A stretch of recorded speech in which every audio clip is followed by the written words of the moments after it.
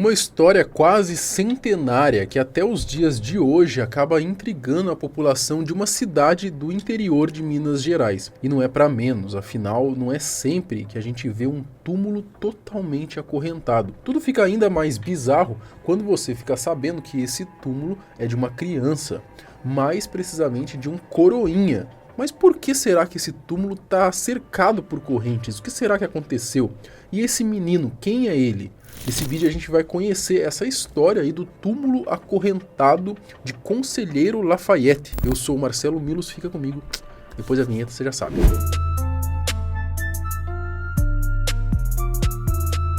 Essa história aconteceu lá no longínquo anos 20 e assustou os moradores da cidade de Conselheiro Lafayette, quando ela ainda era chamada de Queluz. Em 1929, um garoto de 13 anos chamado de Murilo Arcanjo Araújo, ele morreu após ser lançado da torre da igreja depois de ter tido problemas na hora de tocar o sino do local. O garoto, que era coroinha, era filho do tenente José Teixeira de Araújo e morava no bairro Rosário, aluno de uma escola chamada Domingos Bebiano. É dito que Murilo era um menino alegre, muito querido por todos, sendo uma espécie de líder ali entre os seus colegas. O jovem era um dos coroinhas que ajudavam o padre da matriz Nossa Senhora da Conceição. Isso até a grande catástrofe acontecer. A sua morte foi algo que, enfim, ocorreu repentinamente, né? Infelizmente, algo que poderia ter sido evitado.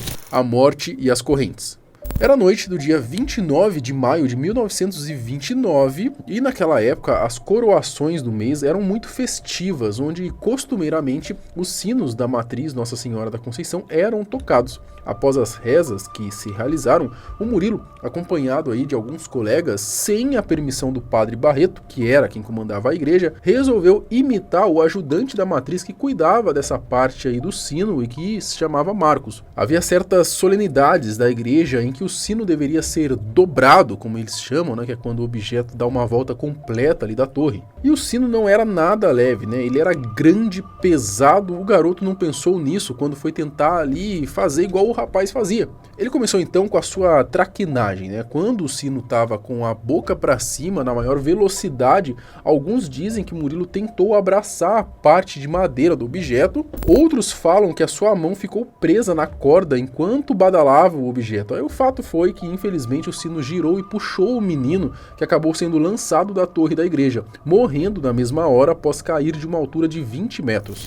De 13 a 14 anos, como os demais coroinhas, gostava de ir à torre para bater sino. E conta-se que ele, sem a ordem do padre, que na época era o padre Barreto, o pároco que da Nossa Senhora da Conceição, ele subiu com os companheiros dele e foi bater sino. E ele tinha ali aqueles que eram mais fortes do que ele, era mais frágil. Tinha um colega dele que era mais forte, fazia isso. Então ele quis fazer como o colega dele era mais franzino. Ele se abraçou ao sino, ele não aguentou e o sino ficou cá embaixo. Então isso aí, a história foi dia 29 de maio de 1929.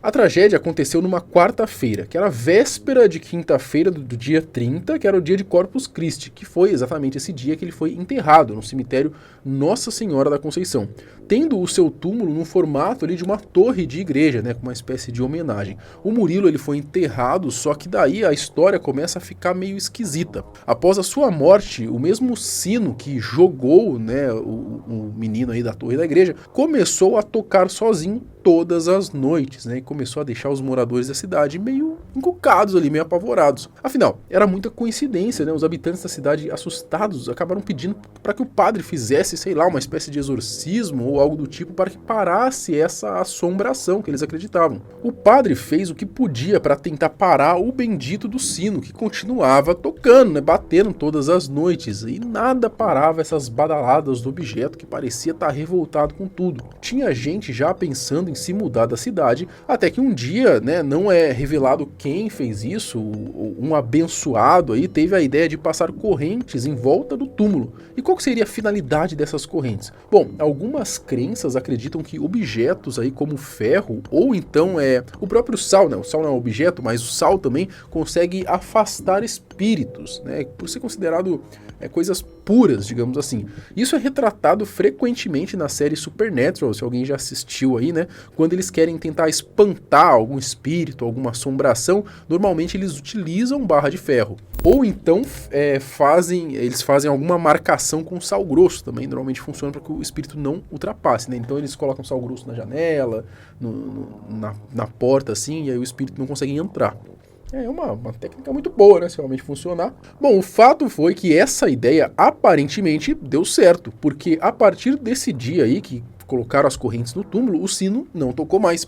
Muita gente acha que essa história é pura lenda, mas a verdade é que realmente aconteceu, né? O Murilo, ele existiu, realmente morreu desse jeito que a gente contou aí, né? Triste, né? Lamentável. Agora, a parte do sino tocar sozinho após a sua morte, aí já não tem como ser comprovado, né? Acaba meio que sendo uma história ali, uma lenda da região. Muita coisa do passado pode ser verdade, pode não ser.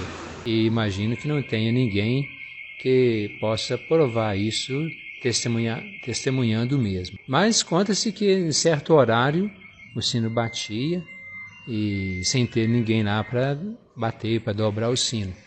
Então fala isso, né? O fato é que o túmulo do garoto até hoje está lá no cemitério da cidade e continua cercado por correntes.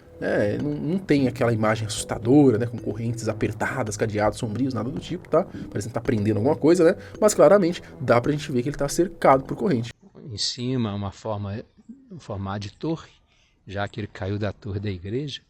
Então, aqui, demos poucos mais que... Muito perto aqui da entrada do cemitério, o túmulo do garoto Murilo, como o padre já disse, um semblante ali como ele caiu da torre, né? Lá no alto do túmulo. Bom, e se alguém for lá e soltar essas correntes? O que será que acontece, hein? Será que o sino volta a tocar? O que você acha? Comenta aqui embaixo. Lembrando que eu não tô incentivando ninguém não, pelo amor de Deus, tá? Isso foi só uma curiosidade que passou na minha cabeça agora. Bom, tem mais alguma sugestão de história, assim, de assombração, de espírito pra gente contar aqui? Comenta aqui embaixo que eu vou estar lendo. Quem quiser me mandar sugestão lá no Instagram também pode mandar. É @omarcelomilos. A gente tem vídeo todos os dias no canal. Até o próximo. Tchau.